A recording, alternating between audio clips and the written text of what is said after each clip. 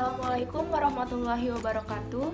Saya Dara Safila dengan NPM 1811060024 dari kelas Biologi F semester 5 dari kelompok 5 dengan judul materi yaitu Model Evaluasi Kurikulum.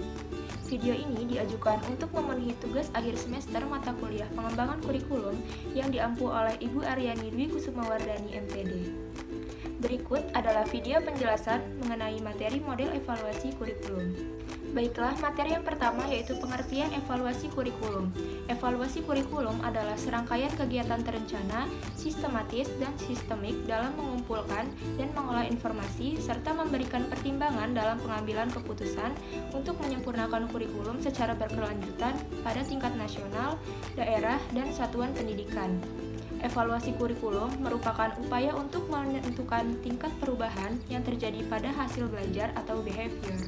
Evaluasi kurikulum ini diadakan untuk mengetahui apakah hasil sudah sesuai dengan harapan yang terkandung dalam tujuan atau tidak, sehingga bisa menentukan tindakan untuk mengadakan perbaikan dan melanjutkannya atau menggantikannya dengan yang baru dalam rangka menentukan keefektifan kurikulum tersebut. Materi selanjutnya yaitu tujuan evaluasi kurikulum. Evaluasi kurikulum bertujuan untuk mendapatkan informasi mengenai yang pertama, kesesuaian antara ide kurikulum dengan desain kurikulum. Yang kedua, kesesuaian antara desain kurikulum dan dokumen kurikulum. Yang ketiga, kesesuaian antara dokumen kurikulum dan implementasi kurikulum. Dan yang keempat, kesesuaian antara ide kurikulum, hasil kurikulum, dan dampak kurikulum. Evaluasi kurikulum juga bertujuan untuk mengetahui keefektifan dan efisiensi sistem kurikulum, baik yang menyangkut tentang tujuan, isi, atau materi, strategi, media, sumber belajar, lingkungan, maupun sistem penilaian itu sendiri. Materi selanjutnya yaitu model evaluasi kurikulum. Model evaluasi kurikulum adalah kerangka konseptual dan operasional yang digunakan untuk mengevaluasi perangkat dokumen, buku, pelatihan, pendampingan, dan monitoring untuk kelancaran pelaksanaan pembelajaran.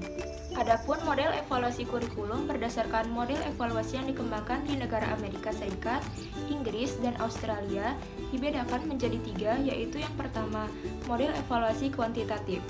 Ciri-ciri yang menonjol dari evaluasi ini adalah penggunaan prosedur kuantitatif untuk mengumpulkan data sebagai konsekuensi penerapan pemikiran paradigma positivisme.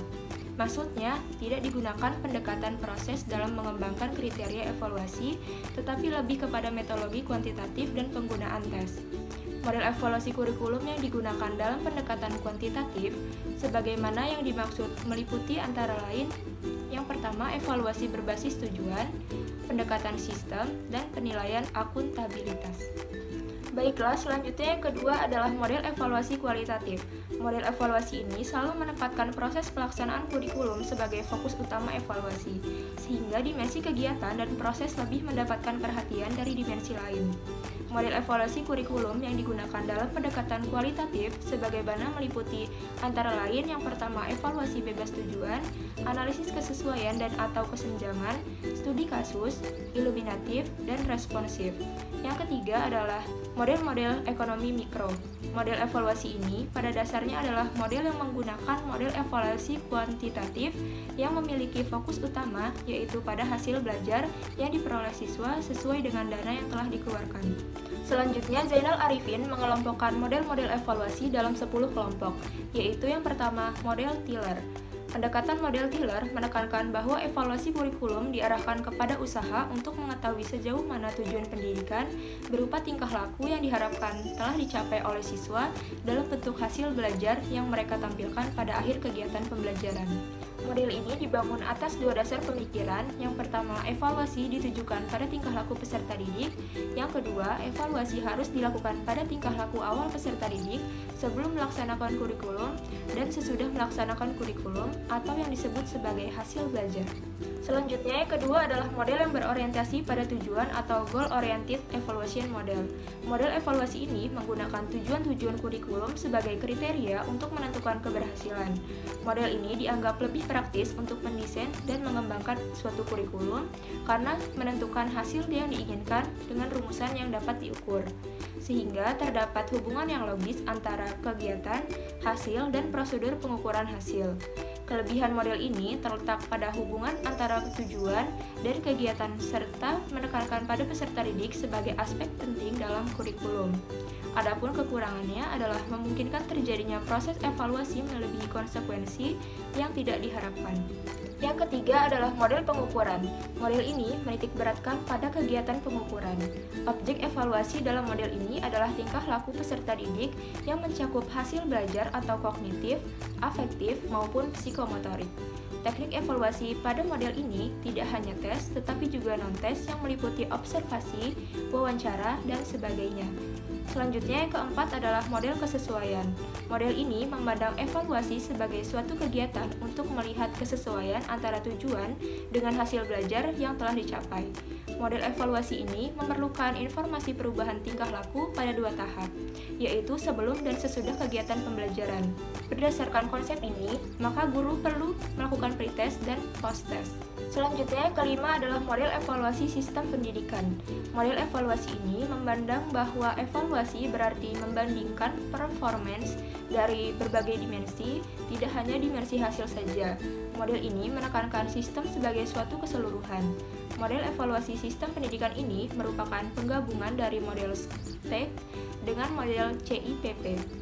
Model STEC menitik beratkan evaluasi pada dua hal pokok, yaitu description dan judgment atau menilai. Sedangkan model CIPP berorientasi pada suatu keputusan. Tujuannya adalah untuk membantu pengembangan kurikulum di dalam membuat keputusan. CIPP merupakan singkatan dari konteks, input, proses, dan produk. Menurut model ini, proses pengembangan kurikulum tidak dapat terlepas dari 4 dimensi tersebut.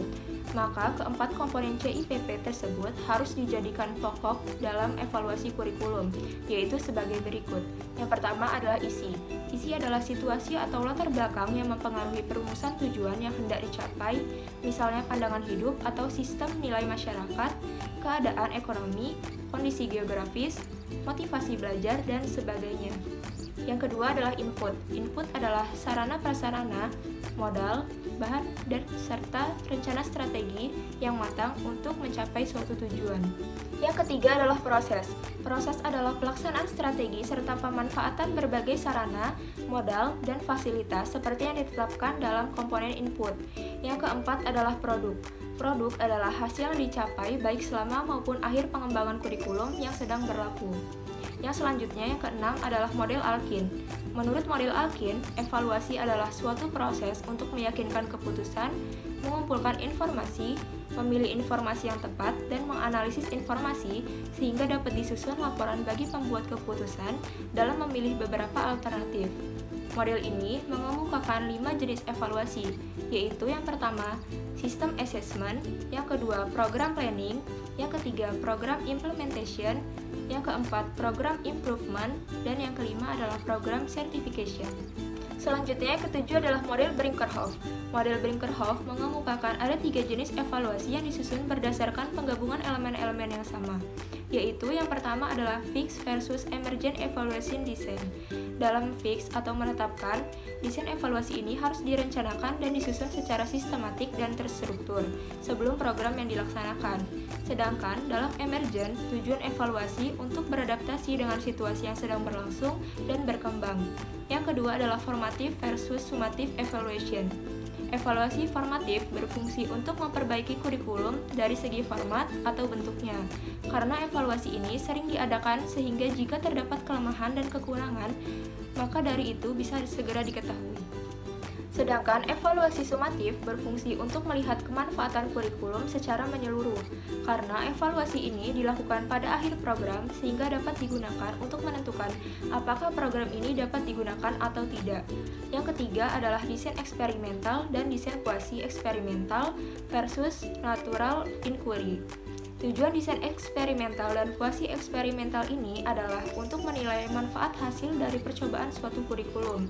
Sedangkan natural inquiry merupakan evaluator yang banyak menghabiskan waktu untuk melakukan pengamatan dan wawancara dengan orang-orang yang terlibat, serta dilakukan secara berkesinambungan dengan pendekatan informal. Selanjutnya, yang kedelapan adalah model iluminatif. Model ini menekankan pada evaluasi kualitatif terbuka.